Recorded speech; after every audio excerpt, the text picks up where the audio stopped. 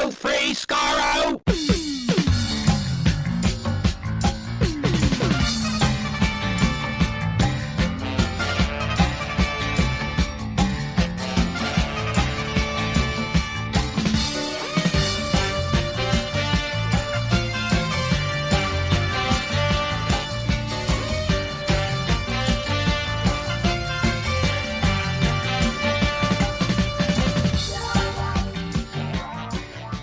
Hello, everyone. Welcome to Radio Free Skaro, episode number 974.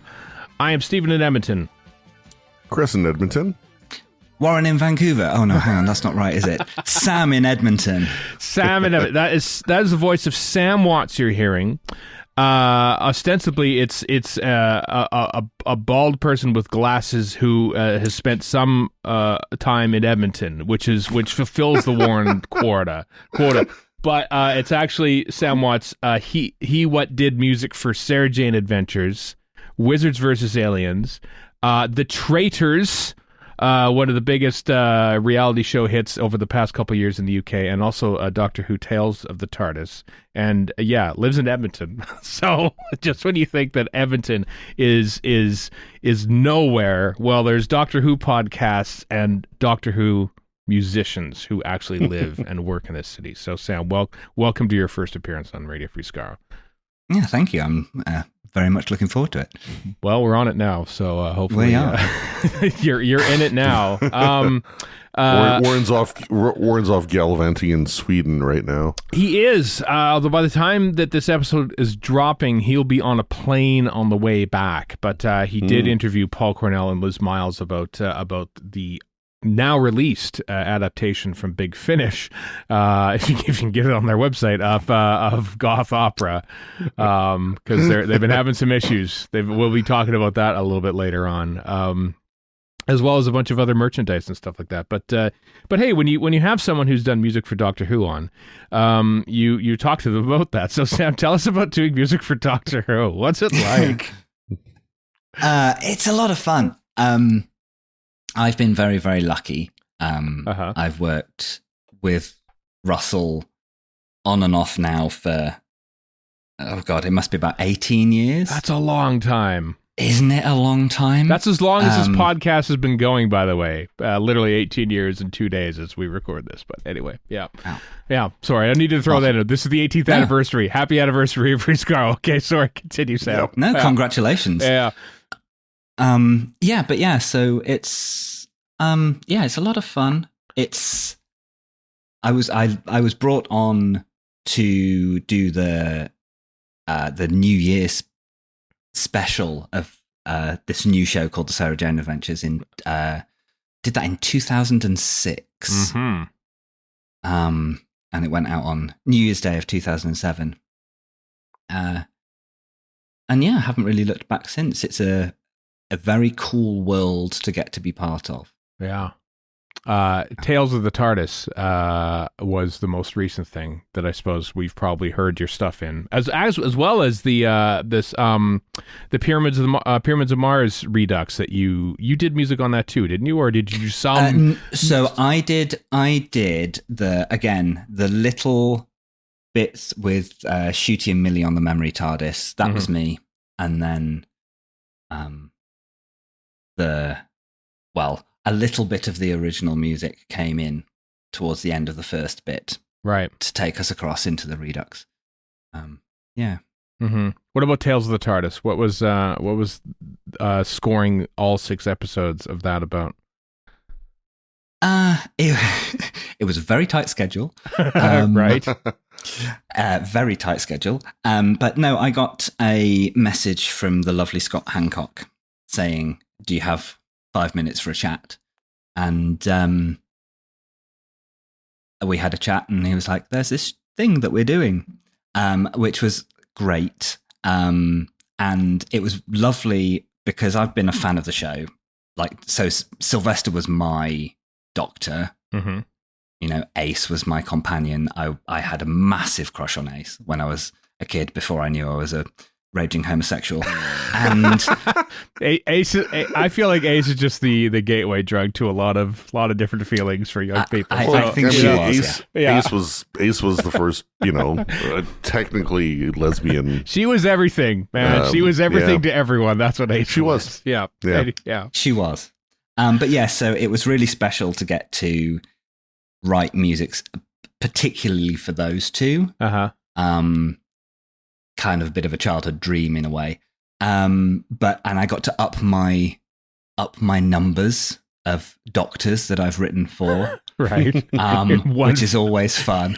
I don't know if any of the other composers, I had a chat with Mark Ayres about it actually, but I don't know if any of the other composers are really aware of this competition that we're all in, that I have created.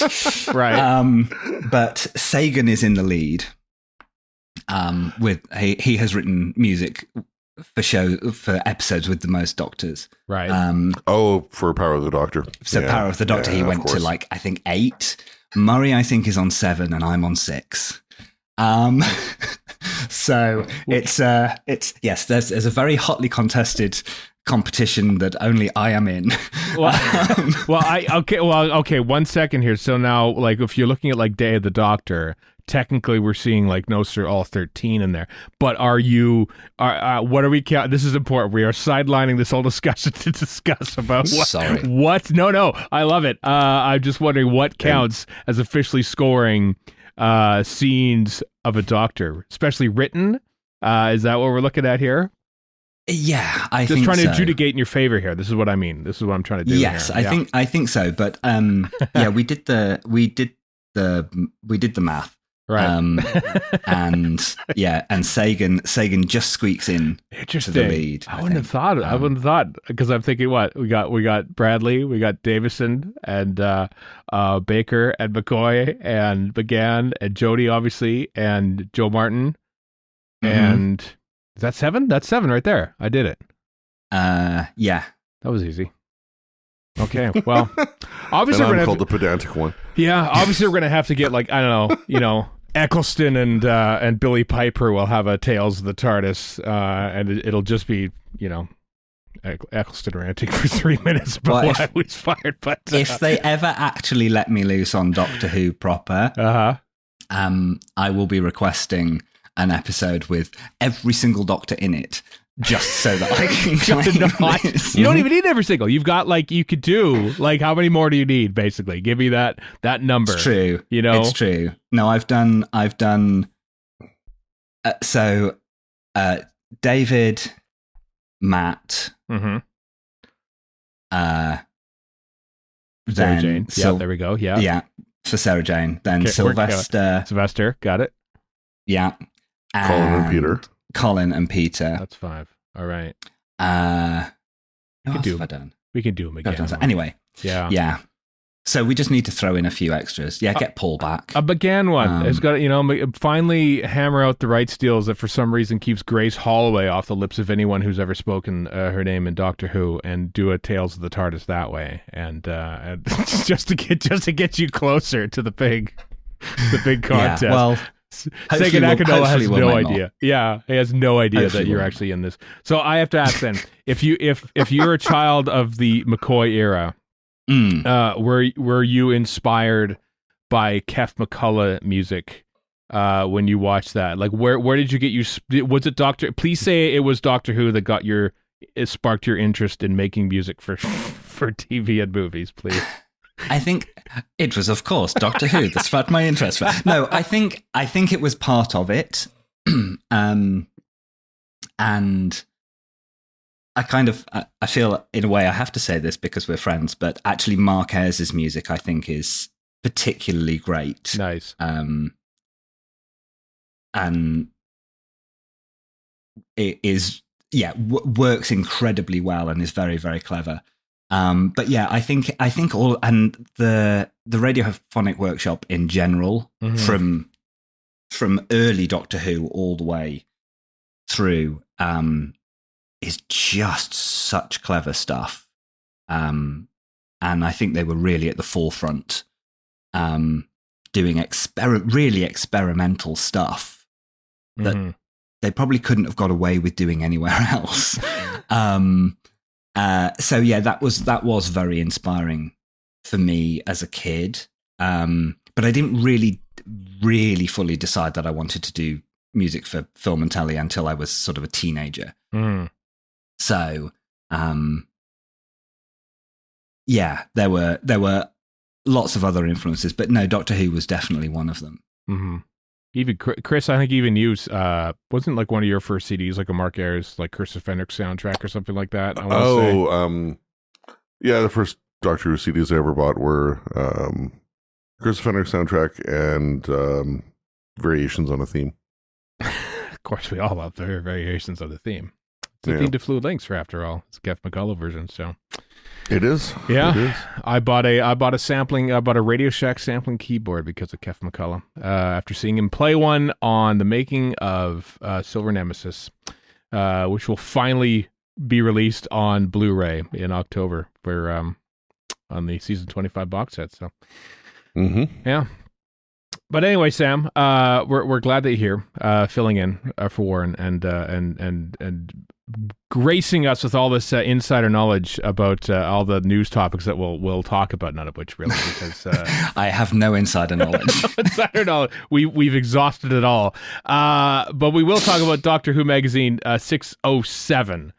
Because there was, it covered a bunch of stuff like that, Doctor Who's appearance at Comic-Con, but Julie Gardner had a little diary of her time in San Diego / LA, and there were a couple of interesting tidbits, one of which happened on Thursday, July 25th, where at 7:30 p.m., Russell and I, being Julie, have dinner with the BBC Nick Lambin commissioning editor and Leslie Bailey, but hush, spoilers, people have speculated what that might mean in regards to, is it another spin-off being commissioned, or is it just another season of Doctor Who?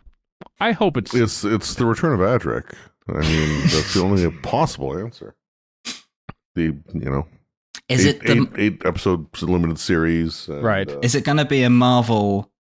Do you it'll be a Marvel Doctor Who crossover, surely, where they bring Adric back in some kind of Captain America style way, and he goes off and saves the universe, right? It's just the head of Matthew Waterhouse on a CG superhuman body.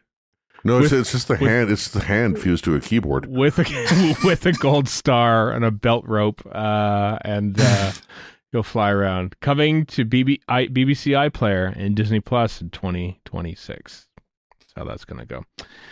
Hopefully, I mean, because, apparently Disney was quite pleased with it, because Julie mentions the Disney folks a couple times in that right. Not like she says, oh, well, Disney came to me after that panel. That was rubbish. No, they seemed to be quite excited about the whole atmosphere that Doctor Who was bringing to Comic-Con. So that bodes well.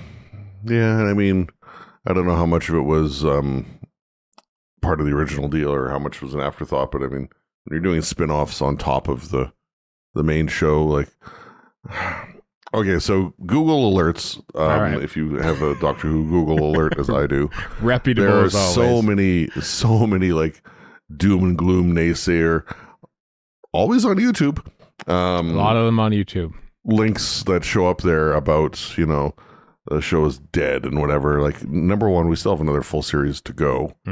9 episodes, but still a full series. We've got a spinoff. I don't think Disney's necessarily going to say, nope, that's it. We're done. No series 3, no whatever. But I don't know. I think, I have no insider knowledge. I'm going to caveat very heavily. Right. They don't tell me anything. But I think they've got... I know the way Russell and Julie work, and I'm sure they've got incredibly grand plans for all the millions of stories that they want to tell. And they will find ways of telling those stories. And it would really surprise me if Disney decided that they were going to just drop it all of a sudden because, they wanted 8 billion viewers and they only got 10 million or whatever. Then I don't think it's going to be quite like that. Mm-hmm. It will be interesting to see the future and how much stuff comes out. But like, I think there's the potential for Doctor Who to become almost like the MCU. You know, there's the potential for Doctor Who to have lots and lots of different programming, lots of different stories to tell, lots of different characters to focus on.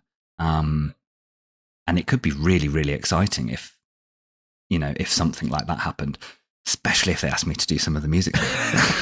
Like, the more spin-offs that get created, the more potential is you get an email. By the way, can you score 5 episodes of this new series? And can you have fingers it crossed in a week? Have you got ideas of a Sea Devils theme? Perhaps maybe you could float that across the bow for the war between the land and the sea or something like that. Maybe. I mean, I'm not gonna say that I haven't thought about it.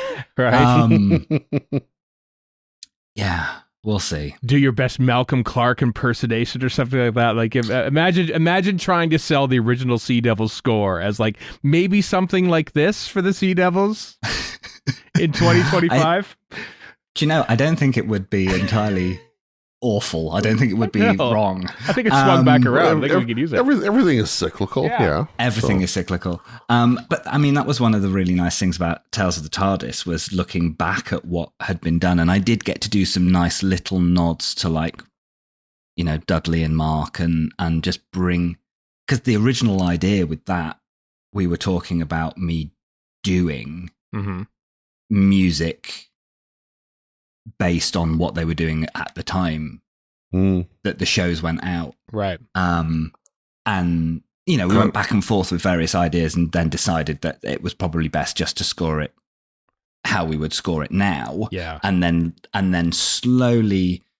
you know, I did a few things like with Fenric, where I just brought in a few of the sorts of synths that were being used just at the end of the score, just to pull us through into the original music and things like that, which was a lot of fun to do. So yeah, with like Sea Devils, if I were doing the Sea Devils, I would do something of my own, but there would, I'm sure, be some Doctor Who history inspiring it. Break out those giant, the early Moog synthesizers with like the patch bay on it, and just here's what I'm going to do with it. Hey, modular synths are back in. They are back in. Yeah. Did they ever really go anywhere? Yeah, they did. Sadly, that original idea rings. Sounds like what Mark did for Shada.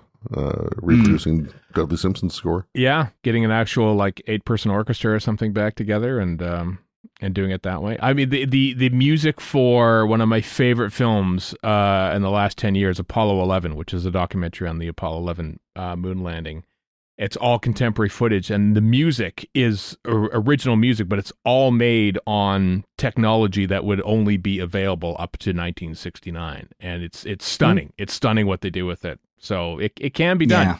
So yeah, well, it's like Stranger Things. You know, the Stranger Things score is done on all authentic analog 80s synths, and it's phenomenal. It's very, very cleverly done. Oh yeah, the theme. I mean, I'm hit and miss when it comes to Stranger Things. I think they've gotten a little too ambitious as each season has gone along. But that opening theme is shockingly good. It is so good that I'm so excited to watch an episode of Stranger Things because of the music. Music is important, Sam Watts, is what I'm telling you. You I don't know if you needed to be told that, but your work and those of your contemporaries are appreciated. Oh, thank you. Speaking of money and spending money and spin-offs and stuff like that, also I can't remember where it was, elsewhere in I think it was Russell's column, where he said that they're doing some overseas filming for War Between the Land and the Sea. That's going overseas. They didn't shoot any of overseas filming for actual Doctor Who. After Brexit, isn't everything overseas? That's true. I thought they had wrapped. What? Or No, the spinoff is going overseas. They haven't even started shooting that yet. I thought it was said that they had wrapped filming on. No, they haven't even started. They're only starting it next month. Hence they're being. What was I reading? I don't know. Hence they're being literally. I saw that Julie or James had said. But another one of your fever dreams. Probably. I know it might have been. I think you read the wrong Google alert, Chris. No, hence they're only being like 4 agent photos of the actors who are in it and a nondescript line on it. You know, so. They're going to go to Sealand. That's what they're going to do. That little oil platform off the whatever North Sea coast or whatever, wherever it is. Yeah. Who knows? Anyway, so that's all in the whatever it is about the Doctor Who magazine 607. Here's something that came across I was not expecting this. To be released November 5th, Doctor Who, the Jodie Whittaker years, a whole box set of. It's on Blu-ray, right? It's not just on DVD. No, it's DVD. It's DVD, which is why I won't be getting it. Not both. It just says DVD on the BBC shop. A 12-disc collection of everything that is Jodie Whittaker it's not even it doesn't even look like an actual like DVD case. It's like a big wide book, so it wouldn't really fit well on DVD shelves, but it's coming out. It looks beautiful though. Hats off to the designers. It looks stunning. Oh yeah, I was saying for the first time here. Well, number one, BBC shop, send me my damn complete Blu-ray new series thing. I've only been waiting since July of last year. You need to email them that says, "Give me my refund." It's not coming, Chris. It's not happening. It's the pig that has been launched into the sky. It's not still good. It's not still good. It's gone. The extra B is for BYOB. Get your money back for it. Yeah, honestly, this is something I'm kind of glad to see, because if you remember a few years ago, there were the DVD only releases for Tennant's, Smith's, and Capaldi's eras. Yeah. Which were, I don't know, I remember how many discs there were, 3, 4. Like, it was something like minuscule, probably heavily compressed video, probably looked like trash. And they sold those, so I'm glad to see that there's, because I mean, it's not like Whittaker had that many episodes relative to most other doctors, but for what she did have, I mean, at least it's getting a good treatment. Like, if it's on 12 discs, even if it is only DVD, that's still probably better than what we got with any of those other cheapo sets from 5 years ago. Yeah, although I at addendum to that, I've zoomed in on the image on the BBC website, and it does actually say Blu-ray disc on it. So even though it mentions DVD, it does actually say Blu-ray. So disregard the last minute and a half of our even better. It even says that this gift set contains every episode and the special of the 13th Doctor, plus hours of bonus features, including some new to disc, whatever that means. Which means it was on YouTube or something first. I was just thinking it's probably just on the official BBC YouTube channel, perhaps. But hey, it has it on disc, so therefore it's not official.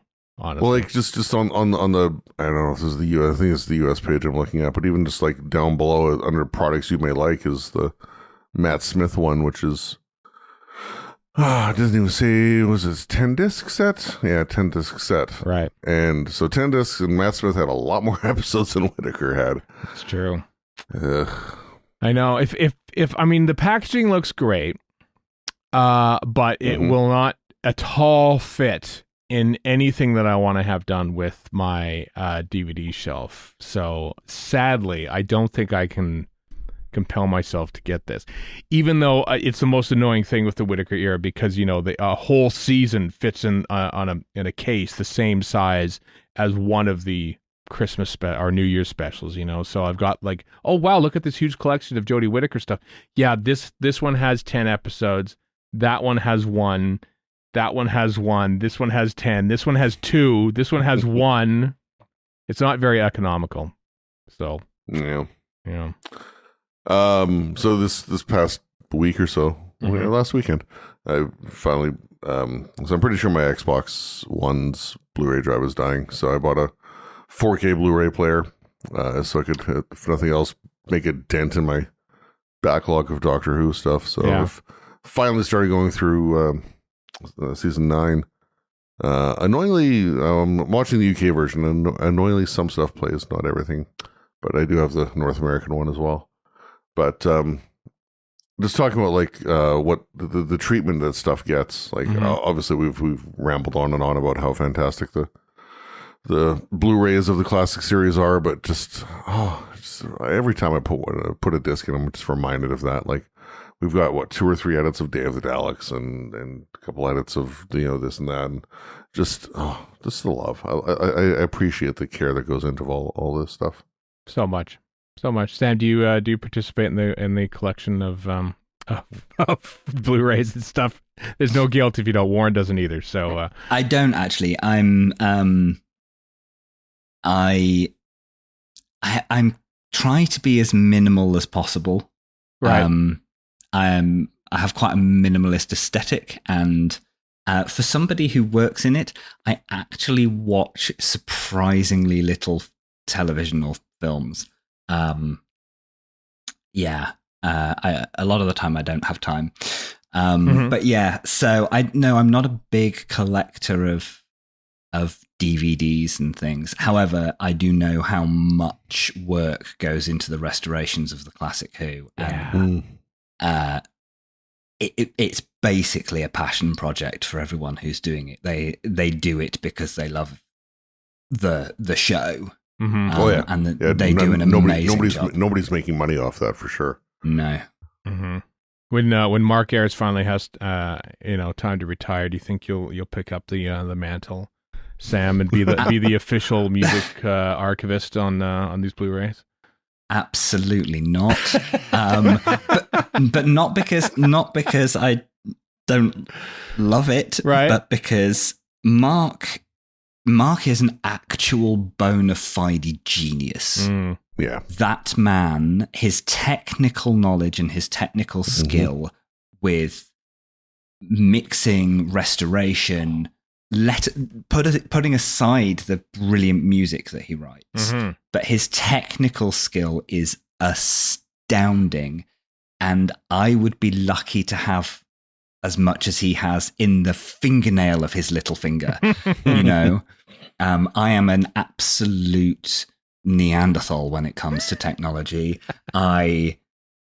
If I can't like point and click, right, and it do what I want it to do, I'm awful. I am so bad with technology. So there is no way you want anything that's been restored by me, because it would be like that fresco. Right. If you remember many years ago, that fresco that was painted by somebody in it. Yeah. Right. Yeah. That's what you'd end up with.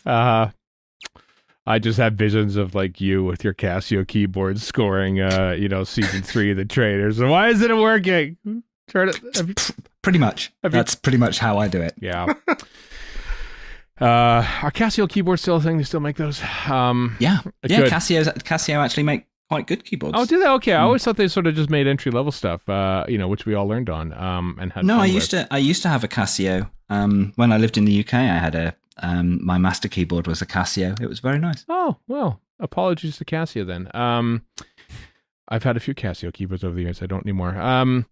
Anyway, what were we talking about? Some Doctor Who. Oh yeah, the Blu-ray thing coming out November 5th. Remember the 5th of November to get your Jodie Whittaker years on Blu-ray in North America. I haven't seen anything about it in the UK, but it might just be a North America thing. There is a Tom Baker collection deluxe 4 CD set coming out September 27th, which has the original LP versions of Genesis of the Daleks, Doctor Who and the Pescatons, State of Decay is the 4th one, and then there's Exploration Earth, the Time Machine, and this is exciting to me, a selection of BBC radio interviews with Tom Baker made in the 70s and 80s. I don't know if those have ever been put out on like digital or something before. I don't know if I've ever heard them or not. I love listening and watching Tom Baker do press stuff during his time as a doctor, because he is completely bonkers. And it's fascinating to get a glimpse into the mind of the eccentric Tom Baker during the time he was in Doctor Who. So I'm kind of excited to see to maybe purchase that. So I know season 9's not a recent release and all that, but just watching the Michael E. Bryant documentary on there, and I'm showing clips of Tom Baker at like Wookiee Hole. Oh yeah, doing interviews from Revenge of the Cybermen. I'm reminded of just how bonkers who that man is. Yeah, in a good way. I know there's at the which was it? It was on season 15 or 20. I can't remember which one it was now. Because they both came out in relatively short succession here in North America. But there's a documentary that I haven't watched yet that Tom Baker says at the very beginning, because of course he somewhat famously, Louise Jameson said this in an interview once on this very podcast about how like at the time he was like convinced he was going to die within 6 months, so he got rid of literally all of his possessions. Yeah. And what age was he when he bought his own gravestone? I know. Well, 40? he was during Doctor Who, he had no home, and he said he would sometimes go back to the BBC at night, and they would let him in because he's Tom Baker, and he would sleep on the stunt crash mats overnight because he had no home, because he got rid of his house. Because like this is why Tom Baker is the perfect Doctor Who, because he is literally the person with no home as he's playing on TV. It's fascinating. So I'm kind of intrigued to see what the interviews are like for the BBC Radio from the 70s and 80s. So that's all coming from on September 27th. So hopefully they're coming out in digital too. I'm kind of like you, Sam. I try not to collect a lot of ephemera. I fail often. Blu-rays are the only thing that I sort of go, and of course Lego. I was just going to say your Lego apps. That's the thing. I used to have a very, very big Lego collection, right? And I sold most of it before we moved to Canada. I suppose you would have to. Yeah, it was one of the most heartbreaking things I've ever had to do. But I kept a few of the very, very special ones. But your Lego collection is the stuff of legend, Stephen. And I'm often very, very jealous because you get things that that I don't have, and I'm like, I really want that, but I cannot actually find a valid excuse to have it. You see, well, you don't need to have an excuse. That's the great thing about Lego. Or maybe you do. I don't know. I mean, tell that to my husband. That's true. Yeah. I mean, thankfully, Erica is permissive of your continued Lego collection. Yeah, but let me tell you. Obviously, it was, you had lots of it before you two ever met, but I did, and still, it was my passion for it that kind of endeared me to her in the early days as well. But we are seriously running out of room for Lego, so I have to be very, very particular about what sets I buy. What's your selling price for Clutcher's Field? What do you want for it? Clutcher's Field in the millions. I could sell it. I could sell it to the Oakland A's because they need a new baseball park. They're having to move to Sacramento for the next 3 or 4 years because they have no home anymore. And it says, well, listen, Oakland, you give me a fair price. I'll give you. It's like San Jose playing at the Cow Palace when the Sharks first started out. Yeah, exactly. So that's where that would go. Clutcher's Field is my Lego baseball park, everyone. If you haven't followed me on Twitter or haven't seen, it's kind of fallen into slight disrepair this year. I haven't really paid much attention to it. But yeah, I'm Sam. Got a little Star Wars Lego. Got a lot of got a big giant Millennium Falcon. Got an AT-AT. Yeah, if you ever need, to just get rid of any of your Star Wars Lego, Mos Eisley, for instance. Right. Oh yeah, Mos Eisley. Yep. I would absolutely give it a fantastic home. I've got the giant. He wouldn't even charge you for upkeep, Stephen. Yeah. No, I wouldn't. Not a penny. I've got the giant Millennium Falcon. I've got the giant Star Destroyer. I have got the original Slave One that they made, which is beautiful. But yeah, feel free to just gift me any of the Star Wars ones that when you run out of room. That's fine by me. Okay. Well, sometimes I do have my Tom Baker throwing everything away and walking around with just a toothbrush in my pocket thought sometimes. Those immediately dissipate. But I at least I know when I finally make out a will, Sam, you might get all of it. So be careful what you wish for. Careful what you wish for.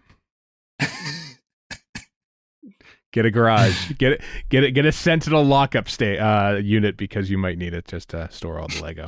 It can just overtake the basement. It's fine. Fine. You got a basement. I dream of a basement. All right. Big Finish. If you stop buying Lego, you might have money for a house. That's true. Nah, we're kidding. Nobody has money for a house. Right? It's ridiculous. I have to sell all the Lego to get a house to hold the Lego that I no longer have because I had to sell it to buy the house. There's no point in it. If you have a house value's worth of Lego in your place, I mean, I'm pretty sure I don't. That'll be impressive. Pretty sure I don't. I know some of that stuff does appreciate in value, but I don't know if it needs to be like unopened in the box, or if it's been built, if that's okay, or you know what? I think even out of the box, I think it's still a pretty. I haven't looked at it, but I imagine I have the Sam. Do you have the original Ultimate Collector's Millennium Falcon, like from 2008 or whatever it was? No. Oh, okay. The more recent one. The more recent. Oh, okay, yeah. I got the original one. That might be worth more, even though I do have the original box. I don't have the bags or anything like that. But the thing I found when I was getting rid of all of mine in the UK was that it doesn't appreciate necessarily as much as you might think. It's certain things, and once they've got to the point where they are now, where they're, even with the collector's edition sort of Millennium Falcons and stuff, they're making hundreds of thousands of. They're making loads and loads and loads and loads of them. Yeah. So they're actually not that desirable because they weren't super rare or whatever. Right. One of my coworkers is massively into Lego, and she's I saw this thing on Instagram about Lego sets, like the 10 most valuable. I don't know who ranked them or where the source of the value comes from or whatever, but like a little video of like the 10 most valuable Lego sets, and sent it to her. So I probably still find it, but anyway, I think that the 2008 Millennium Falcon was one of them on that list. Yep. That's my retirement fund right there. I have it. Could be yours, Sam. Could be yours. Right, hang on. I'm just going to start growing some hemlock in the backyard. Well, it's all fine.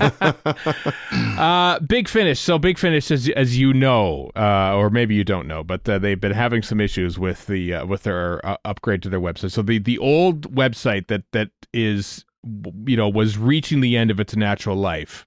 They're having to go back to that because their update to the new website technology has faltered. So they've been going through a bit of a thing.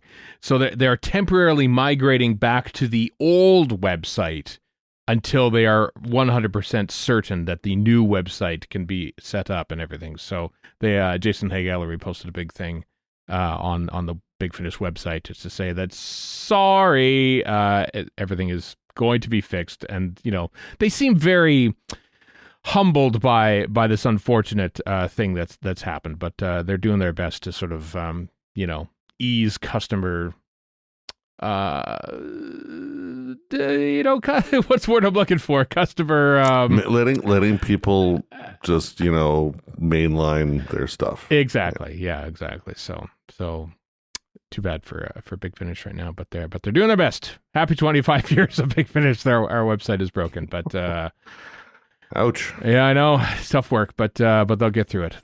So yeah, I mean, I don't know how many web developers are out in the world these days. It can't be that many, can there? Maybe 3 or 4. I'm not too sure. Hopefully, they'll have it done by Chicago TARDIS. I mentioned last week with Erica on the show that we're most likely returning to Chicago TARDIS this coming year and in November. And we're like this close to like buying flights and hotels and tickets and everything like that. So, and I noticed that and then the Big Finish website went down and you said no? Yeah, that's it. I'm out. Off the table. Yanking that one off the table. Not going to do it anymore. Sorry, Nick. Yeah, if it wasn't for that website thing, I mean, yeah. I don't think Nicholas Briggs has been Chicago TARDIS Fair ever since I stopped going. Basically in 2019, I think he says, "Well, if Shapansky's not going, I'm not going." So he looked so forward to your annual chat there. I like having. I miss my chats with Nicholas Briggs. If he's listening, Nick Briggs, if I go back to Chicago TARDIS, you come back, and then we'll have our chat again, and then we could talk about whatever we want. We talked about the Sandbaggers the last time, completely unplanned. Just happened to drop that he liked the Sandbaggers. So, a show that mostly has no music in it at all, Sam. So you would have no interest in that show whatsoever.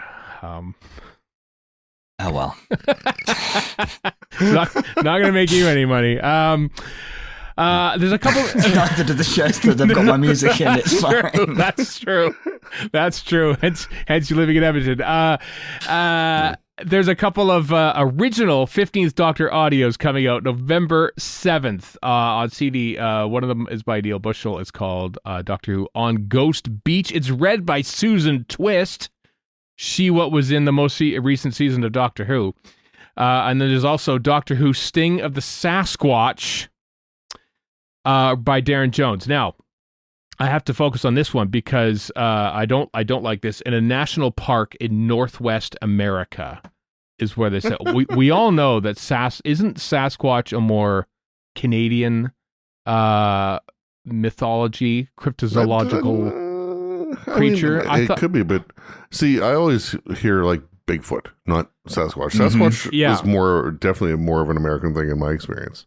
Big. So in this episode, they meet Dixie and Greg. They try to make them sound as American as possible. Dixie and Greg, two Bigfoot hunters determined to track down the mythical Sasquatch. You know, I think Sasquatch is mostly Canadian, but I'm just desperate to try and get some Canadian content into Doctor Who. And we just keep failing. They keep getting really close. We'll just set it in Seattle because no one knows where Canada is. So anyway, my biggest thing is Sting of the Sasquatch. Yeah, are Sasquatch known for stinging? They do. They have tails. Are they insects now? my initial thought when I saw the title was that obviously it's going to be some kind of wasp Sasquatch hybrid that they discover.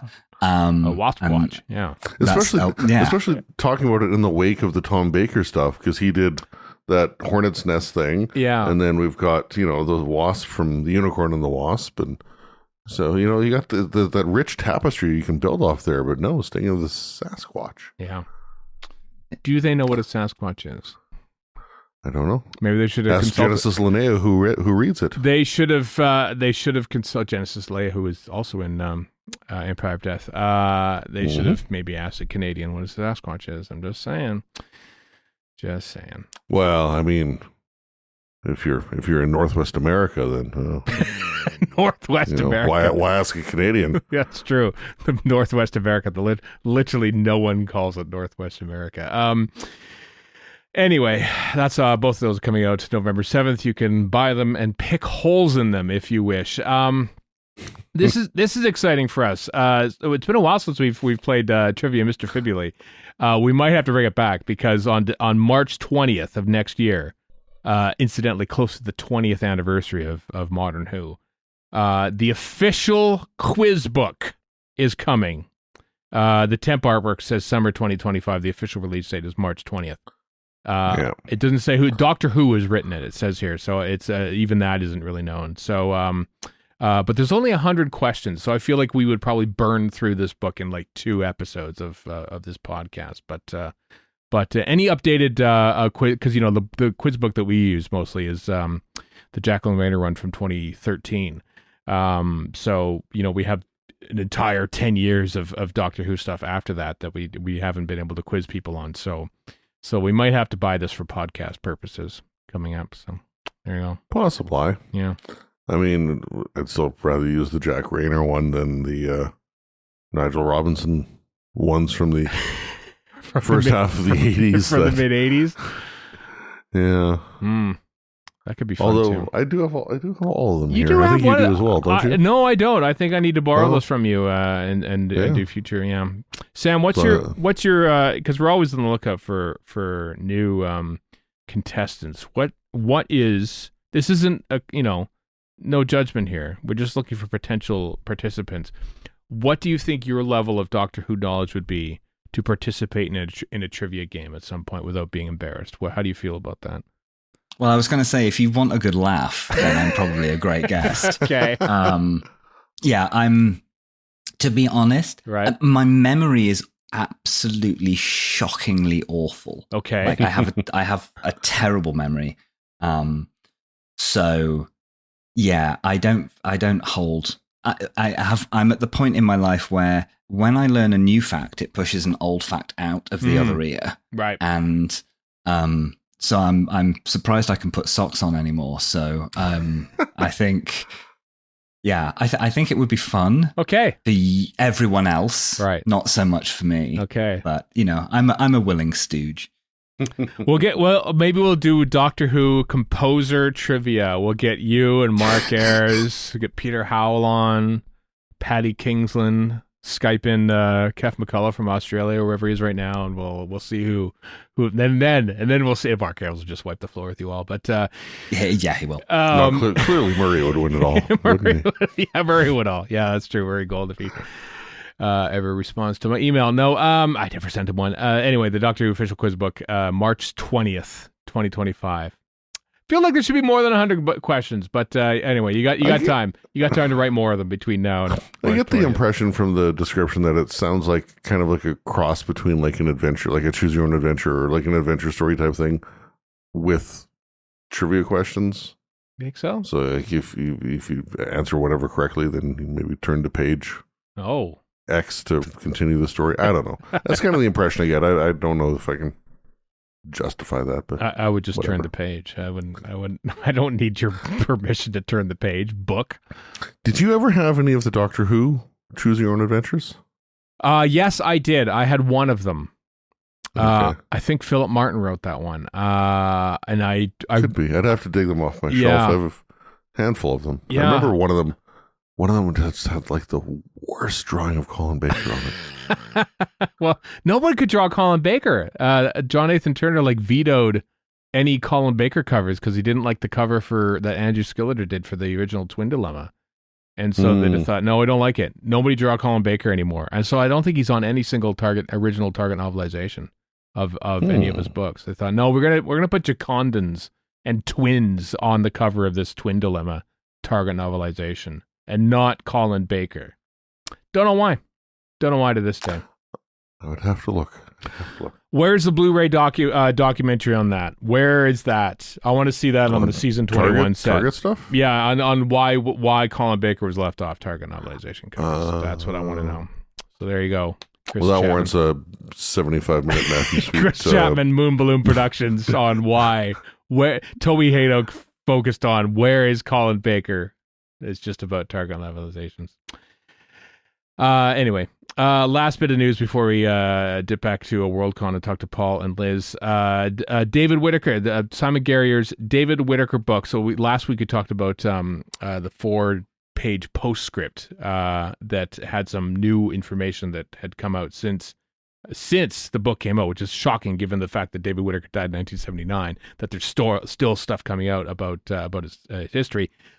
New paperbacks are coming for the book, which I bought. I bought the hardcover, have yet to read because it's a book. I like books sometimes. I like to have read books. I have many books that are written specifically for me, and I haven't read them, and this is one of them. But if you want the paperback, it is available now. So... Yeah, it's 2 different versions, one pink, one gray, just to echo the first and second editions of Doctor Who and an exciting adventure with the Daleks.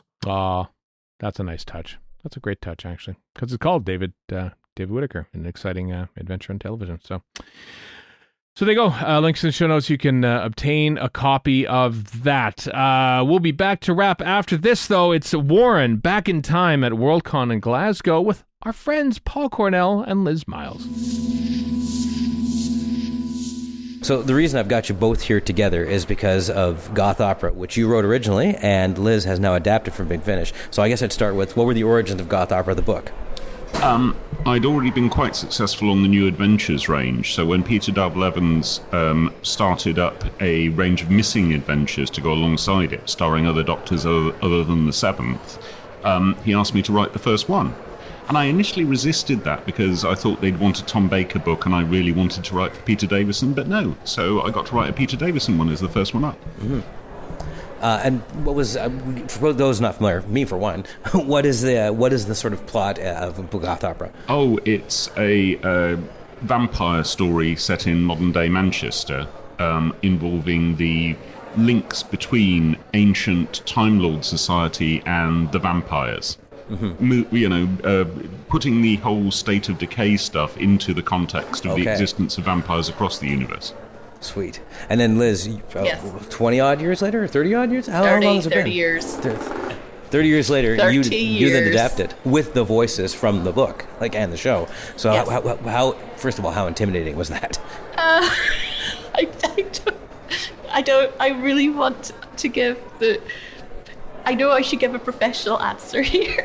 You don't have to. Go for it. But I feel that would be better, generally speaking. I obviously want to give a Sarky answer because Paul's sitting right next to me. Mm-hmm. I'd written a lot of Big Finishes by this time, so I felt vaguely confident that I could write an acceptable audio script. Mm-hmm. But it was challenging, but in a really exciting way because it was taking a lot of those skills and applying them in a slightly different direction.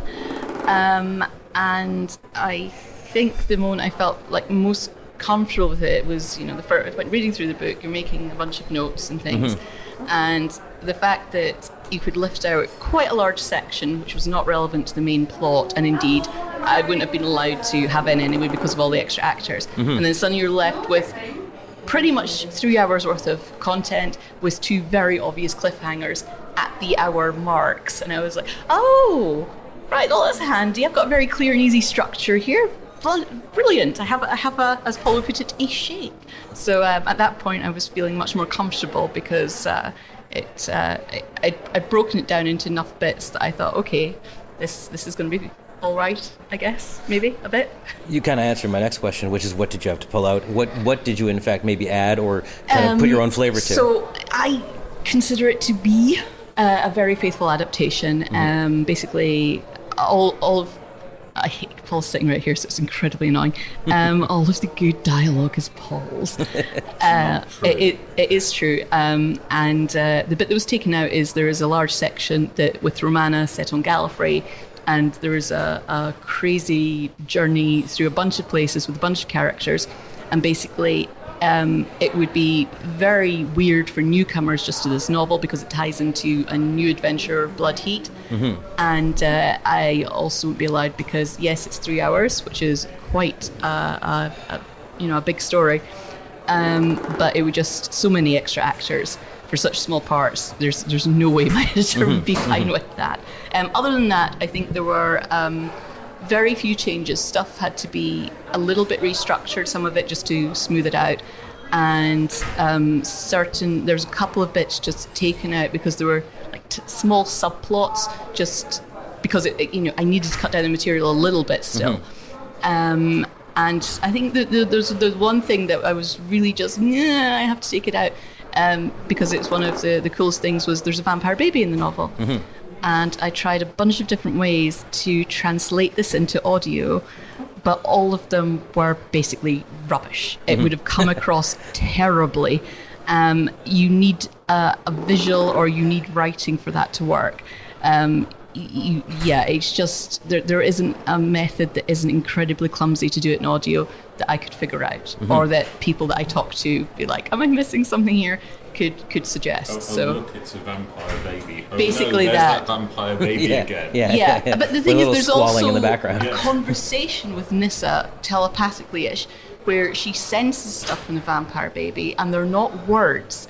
And it's like, okay, am I supposed to have this whole thing with it? And this is saying, oh, I sent you, or blah, blah, blah, whatever it is. And that was, yeah, it was just impossible. So that was replaced with a character who could speak. But on the positive thing, it was a bit ruined if anyone was listening to this interview, but I love the idea, and I know there's some people who listen to the audio without reading it. If you then go and read it, you get a nice surprise, because there's like this really cool thing here that was completely missing. So that's the positive in it.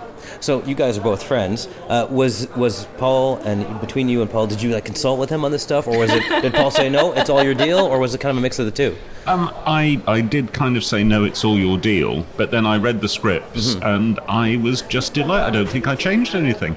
I think I just said, yeah, that's great. I'd have obviously objected if you tried to change anything. I attempted to consult with Paul, but the answers to any questions were, I don't remember, it was 30 years ago. That's fair. It's not fair. It's like, could you not read the book to help me out? Can you not remember anything that's influenced you? The one thing that he did help with is there's a wee bit of cricket in it, and so he was very delighted to answer a couple of cricket questions, not at all. which made him very happy and were slightly helpful, I guess. And this is the first time you've adapted somebody else's stuff, isn't it? Or am I wrong about that? No, it is. It is. Hence the, some new skills with some skills that I felt I already had, and that was the really cool thing about it. Yes. So what are the previous ones, for people who aren't familiar with the other Big Finish stuff? What is the previous stuff you've worked on? I've written for a lot of stuff in the Doctor Who line and its various little spin-off bits. Most recently was one of the new Rani Chandra adventures, which is, I think it's Rani Takes on the World. I think that's right. I think that's the proper title. And the previous year I had a lot of audios out. It was 9, but they'd been written over several years. So there was a First Doctor one, which was a pastiche of Robin Hood. These are the ones I really like. If I can have favourites among women, or that one, and I wrote a Tom Baker one where Tom Baker... I remember you saying on social media how amazing it was to hear your words coming out of Tom Baker's mouth, which obviously that would be really cool. I can't possibly have said that because I haven't listened to it. Oh, okay. I have not heard any of them. Well, maybe I've misconstrued it, but the general enthusiasm was there. Yes, I remember. I loved it. Tom Baker. That was incredible. But yeah, there's one with him and Marvin Peake called Peak Season, hilariously. Tom Baker seems to decide that he really loves saying the word Mervyn. I was hoping that is why he says it a lot. But no, those are meant to be funny-ish a little bit. So I am actually proud of those two, and I'm very terrible about my own work usually. But there's a bunch of other stuff across various Doctors, a couple of Blake 7 and Survivors. So yeah, it's quite a few. And just so Paul is not neglected here, what are you guys doing otherwise? Paul, you've got a bunch of Patreons happening. There's Con and on and on. I'm probably getting the title wrong. I just finished a crowdfunding for a comic with the great cartoonist Rachel Smith called Who Killed Nessie, and that'll be out in the new year. Liz and I, of course, together are Hammer House of Podcast. Right, of course, yes. And in a moment I'll be giving actor notes, talking about which series we've seen Warren in before, and where we might recognise his face from. I believe Radio Free Skaro is his one long quote on IMDb. Oh, dear God, probably. And so what do you have currently going on? What do you have coming from Big Finish that you can actually tell us about, if anything? I don't think there's anything that I can say. I can say vague things like there's currently 3 Big Finish projects that are in various stages. And one of them is, they're actually all kind of exciting in different ways, but one in particular it's really quite big and scary because of its size, but it's got all of the things I love in it, apart from trebuchets. Okay, well, but a bunch of other stuff that's just like a sort of dream Doctor Who project thing. So I'm really excited about that, apart from writing the script bit, because it's quite long, and I'm still in the part of the writing where I am intimidated by the length. How am I going to write all these words? But those things, those are the Big Finish things, and I don't think I can say anything else about them. Sorry. That's totally fine. And Paul, do you have anything you can be professionally vague about, or that you can just tell me about? There's a load of stuff I can be professionally vague about. Towards the end of the year, there will be actually a flurry of release activity from me. And so please keep your eye on paulcornell.com or follow my newsletter on a Friday for all of the news. I want to say, I really thought Liz's adaptation was terrific. And it just gave me I always felt the book was a bit misshapen, and she's kind of given it a great shape. It rocks along. It's delightful. So I'm delighted that this is something that's out there in the world now. You can't see this, audience, but Liz is currently cringing in delight. Yeah. I just want to add that I'm going to point out here that Paul can't remember a thing about this book. So he doesn't actually know how much of it is his and what was changed. So I'm just leaving that out there. That's all I'm saying, as I graciously accept this compliment. All right, on that note, I would like to hope both of you have a good rest of the con. I think we have a day and a half left. Thank you. Thank you, Paul. Thank you, Liz. Thank you, Warren, for having a presence on our official 18th anniversary episode. That has been your seat has been claimed by Sam Watts. Sam, thanks for jumping on with us. Your music and insight has been lovely, and your presence as well. Are you going to be at Gallifrey 1 this coming year again, or when's the last time you've been to Gallifrey 1? I don't even remember anymore. 2020. 2020 was the last time I was at Galley. And I miss it like crazy. It is one of my favorite things on the planet. But we have been unable to return as of yet. We will keep an eye on things and see how it goes. I definitely want to go back. We'll just have to see how we can make that happen. Understand. Yeah. Well, is there anything that you're working on right now, even if it's just a ditty to amuse yourself, outside of your upcoming Malcolm Clark Sea Devils remix that has been promised on this podcast? I'm just finishing up on a documentary series called Freddie Flintoff's Field of Dreams on Tour, which is on the BBC right now, possibly at time of recording, possibly not at time of airing. I'm not sure. Well, we don't wait long for this thing to come out. So, then yes, it's probably still on BBC One. That's my current thing. I can't talk about anything else that might be coming up at the moment, but we will see. Hopefully there will be more, and hopefully one day soon someone from Doctor Who will phone and ask me to do something else, because I'd love to do some more. Yeah, we'd love it too. Well, if Murray Gold disappears in mysterious circumstances, then I definitely didn't do it. Yeah, I didn't do it. Yeah, there is motive, to be fair, but I'm sure Sam, that we being the collective Doctor Who universe, will get you back again involved in Doctor Who, because your stuff has been great through the whole universe for the decades that you've been involved in it. So so well done, and thanks for being on the show. Thank you for having me. Absolutely. Next week, Warren returns, and I think our I know you've missed it for the past couple of weeks, but our classic series commentary of Planet of the Spiders will most likely return as well with part 3. The chase is over, and now we get on to the good stuff. We go to Metabeatles 3, I believe, next week, so that'll be fun for everyone. Jenny Laird. Yep, everyone involved. So, all right, until next time, I am Stephen in Edmonton. Chris in Edmonton. And Sam in Edmonton. All right, so long for now.